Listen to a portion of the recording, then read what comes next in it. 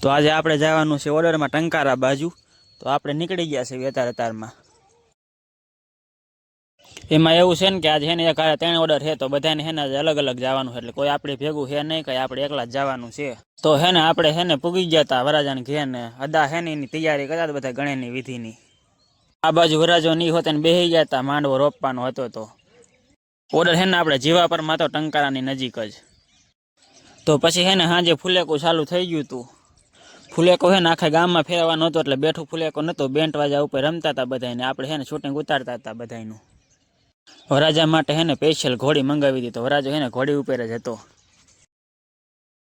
Bent વાજાવાળાની મોજ અલગ જ હતી કાંઈક. સાંજે હેને 12:30 વાગે ફુલેકું પતાવી દીધું ને આપણે સવારમાં વહેલા હેને 5 વાગે જાન લઈને નીકળી ગયા. જાન લઈને જવાનું હતું ટંકારા આવે. અત્યારમાં ટાઈટ એવી હતી તો આપણે નીકળી ગયા સવારમાં 5 વાગ્યામાં જાન લઈને. પછી આપણે હેને ટંકારામાં ગયા હોય એની બજાર ન જોયું એવું કે હાલે જ નહીં, એટલે આપણે હેને બજાર બાજુ હોતે ને એક આંટો મારી આવ્યા. કીધું કેવી બજાર છે, જોઈ આવી ચોટીલા જેવી બજાર છે કે અલગ જ છે. તો પછી હેને આપણે નીકળી જવાનું હતું ઘર બાજુ પાછું.